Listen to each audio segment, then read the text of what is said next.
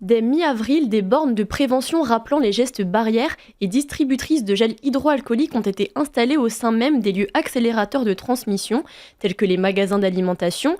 Il s'agit d'initiatives pour inciter le grand public à la prévention santé.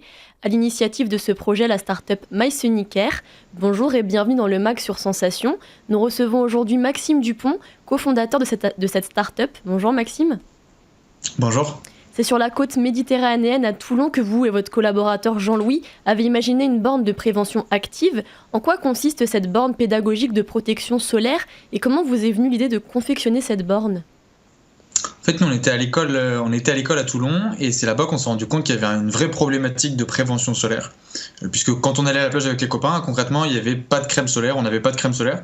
Et en plus de ça, les crèmes solaires qu'on avait à disposition, c'était des crèmes solaires qui avaient un véritable impact négatif, nocif pour l'océan. Et donc c'est pour ça qu'on a conçu des bornes qui sont capables d'informer sur le risque UV, un peu comme un drapeau au bord des plages. Lorsque la borne est rouge, ça veut dire que le soleil est dangereux. Et qui sont capables de distribuer une crème solaire qui est personnalisée pour la peau gratuitement. Cette borne de prévention active conseille donc la protection solaire adaptée et permet de vérifier son application.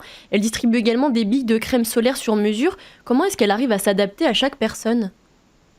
En fait, nous, on détermine le phototype. Ça, c'est les caractéristiques du visage qui nous permettent de dire comment réagit votre peau par rapport au rayonnement UV. C'est la combinaison de la couleur de peau, de la couleur des yeux, de la couleur de cheveux. On combine ces informations-là et on les associe avec la puissance du rayonnement UV qu'on mesure grâce à la borne, ce qui nous donne l'indice de protection, le SPF, dont vous avez besoin pour être bien protégé. Vous précisez sur votre site internet, je cite, « Festival, événements sportifs, plage, nous nous rendons partout où le soleil est présent pour protéger chacun d'entre vous et prévenir contre les cancers cutanés ». Mais où est-ce qu'elles sont réellement situées ces bornes et comment est-ce qu'on peut les utiliser ?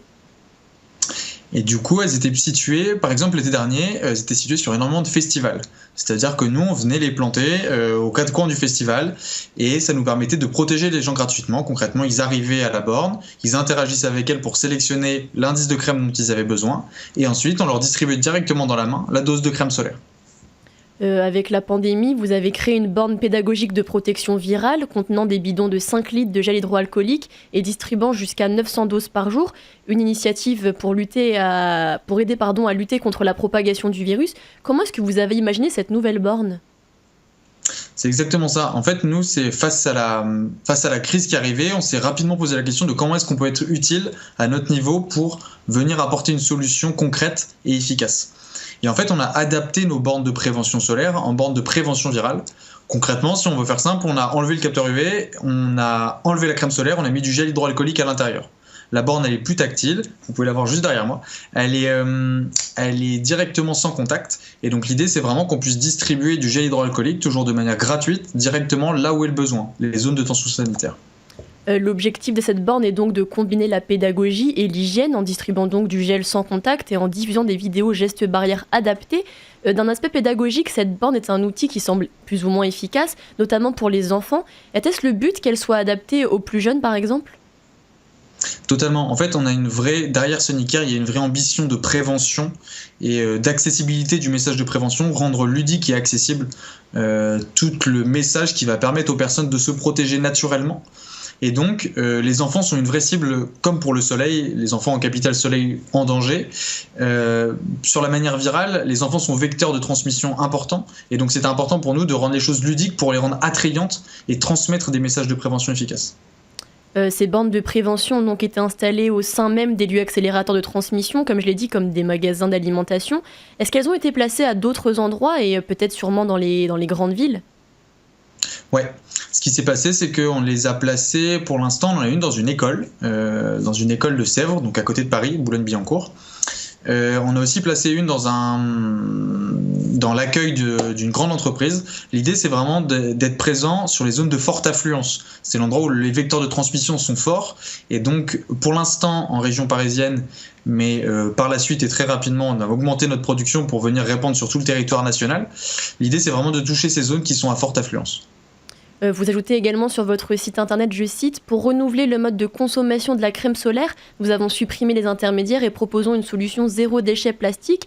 Et parce que le respect de l'environnement nous tient à cœur, nous avons imaginé une bille de crème biodégradable renfermant la dose parfaite pour une exposition sans risque. » Comment vous est venue l'idée d'une méthode complètement écologique et est-ce que vous aviez d'autres alternatives à cette borne et à ces billes biodégradables ?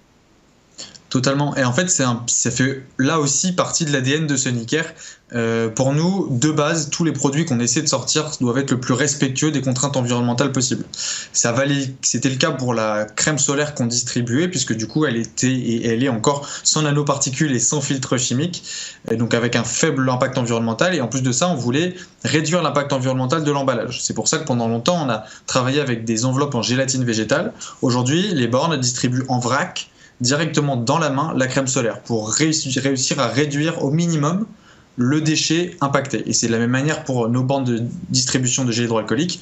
On se dirige petit à petit vers un gel hydroalcoolique qui est 100% d'origine végétale. Vous nous disiez donc que l'année dernière, vous aviez pu vous implanter à différents endroits, donc pendant les festivals, pendant l'été. Comment est-ce que ça va se passer cette année ? Est-ce que vous en savez un peu plus ? C'est compliqué. Pour être totalement transparent, il y a beaucoup de nos contrats sur les festivals, donc sur l'événementiel, qui ont été annulés, parce que les festivals ont été annulés, du coup c'est totalement compréhensible. On a encore quelques implantations sur le territoire qui sont en discussion, notamment en région Bretagne, en région Sud. Là c'était avec des offices du tourisme des régions et des collectivités, donc c'est des choses qui sont maintenues ou en cours de discussion. Donc disons que la partie virale va certainement, pour l'instant en tout cas, venir compenser ce manque d'activité sur la partie solaire. Et pour ce qui est de la borne avec donc, le gel hydroalcoolique, est-ce que vous aimeriez que ces bornes continuent d'être utilisées même bien après que le virus soit parti ?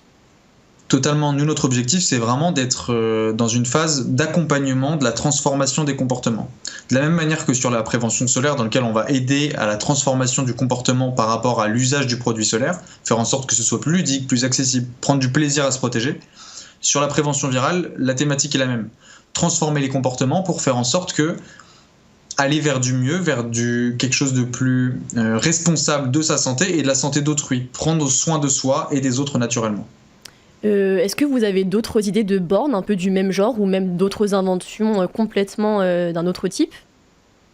On y réfléchit et pour tout vous dire, la borne de prévention virale, du coup, elle était en tout cas dans l'idée, elle était présente sur la liste des choses qui pouvaient potentiellement être pertinentes. Aujourd'hui, nous, ce qui nous importe, c'est de voir où est-ce qu'on peut avoir du sens en termes de prévention. L'idée, c'est qu'est-ce qu'on va pouvoir distribuer gratuitement, où est-ce qu'on va pouvoir transformer le comportement pour rendre les choses plus saines. Donc aujourd'hui, j'ai pas de liste exhaustive à vous donner, mais ouais, on y réfléchit ardemment. Le on, je suppose que c'est votre collaborateur et vous-même, donc avec Jean-Louis. Est-ce que vous avez éventuellement une visée plus poussée que celle au sein de votre start-up ? Est-ce que vous avez des envies, vous, en tant que personne, au-delà de votre start-up ? Alors, oui. Alors en fait, ce qui a du sens pour nous, c'est d'essayer toujours de maximiser notre impact. Et on essaie d'avoir un impact le plus fort possible en termes de gains pour la société. Et c'est un petit peu ce qui nous drive et ce qui nous motive à avancer au quotidien. Et c'est ce qui motive aussi le reste de l'équipe. Donc effectivement, avec Jean-Louis, on est les cofondateurs associés principaux. Mais du coup, on est beaucoup accompagnés par Cyril et Jean-Christophe qui, eux, viennent aussi du coup renforcer cette équipe.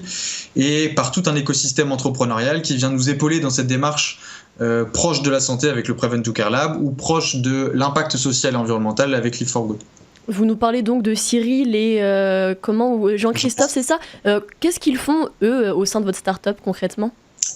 C'est des personnes qui sont plus expérimentées que nous, plus expérimentées, on pourrait dire par l'âge, et qui viennent en tout cas nous apporter un regard extérieur de conseils, souvent de prise de recul. Ils nous aident à prendre un peu de volume et d'ampleur sur les décisions et les choix qu'on prend pour éviter d'être toujours le nez dans le guidon, et ils nous permettent beaucoup d'avoir cette prise de recul. En plus de ça, ils ont une expertise dans le travail avec les collectivités qui a été un vrai soutien dans notre approche, en tout cas vu qu'on est sorti d'école assez récemment. Donc c'est intéressant de mêler des expertises, des expériences différentes pour faire en sorte d'avancer vers le même objectif.